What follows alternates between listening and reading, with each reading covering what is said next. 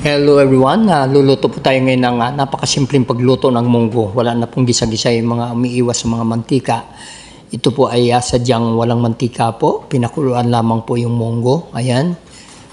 Yung green beans, yung malabo kung tawagin kasi malapot po yun. So pinalambot lamang po natin. At napakadali lang po ng pagpapalambot. Lagyan nyo lang ng kunting tubig tapos mahina lang ang apoy. Tapos ganito ang gamit nyo na kaldero. Napakadali po niyan lumambot. Yung iba binababad sa gabi para madali daw maluto. Pero sa akin ganun lang po ang style. Lalagyan ng kunting tubig, mahina ang apoy, tapos makapal yung kaldero na ginagamit. Yan na po. Mabilis lang, ilang minuto lang, lambot na po siya. So ayan na po mga kaibigan, wala na pong gisa-gisa. Sadyang lalagyan lang natin ng patis, pampalasa, at saka seasoning, at saka beef cubes para masarap-sarap po siya. At saka yung seasoning. So ayan na po mga kaibigan, napakadali lamang po magluto. Ilang minuto lamang po, napakasimple, mura lamang po.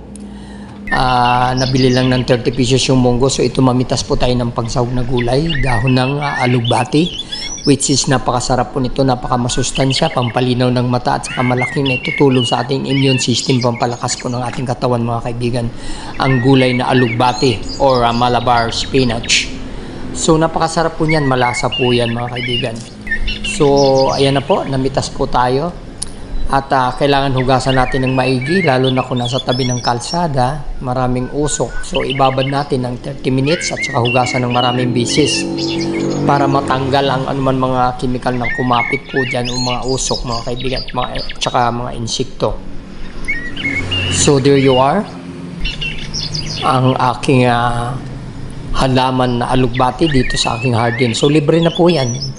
Kung ikaw masipag magtanim, hindi mo na kailangan bumili mga kaibigan kasi ang mahal din, isang tali, 10 piso. Kukunti lamang po. Unlike kung may tanim ka, magsawa ka ng pagsahog ng mga dahon-dahon na yan.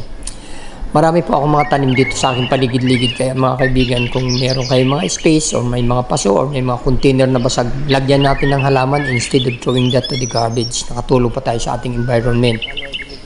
So, there you are. Ayan. Matapos kong ibabad ng 30 minutes, sinugasan ng maraming bisis.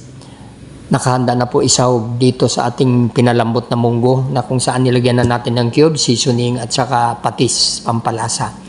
So wala pong gisa-gisa. Napakadali mga kaibigan, napakasimple. Magkano lang ginastos natin?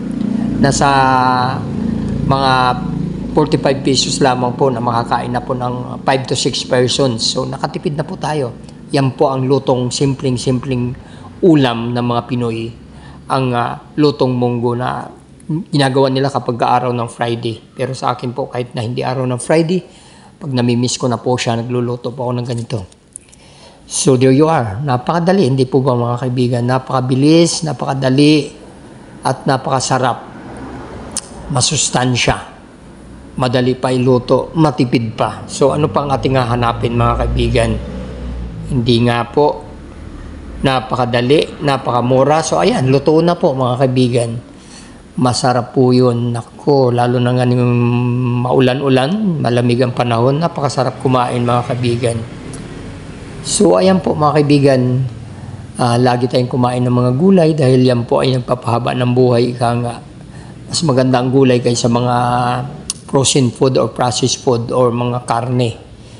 Ang mga karne ngayon at saka manok, napakataas ng presyo mga kaibigan. So, mas maganda maggulay na lamang po tayo kahit paano mas mababa ang presyo, masustansya pa at madali iluto at nakakatulong sa ating katawan ng maigi mga kaibigan. So, there you are mga kaibigan.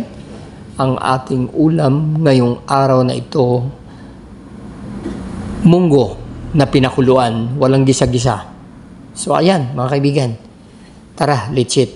Join me. Kain na po tayo mga kaibigan ng pinakuluang munggo na yun lang ang sahog. Okay, bye-bye and thank you for watching. Hanggang sa muli. Don't forget to subscribe, like, and share. Bye-bye everyone and God bless.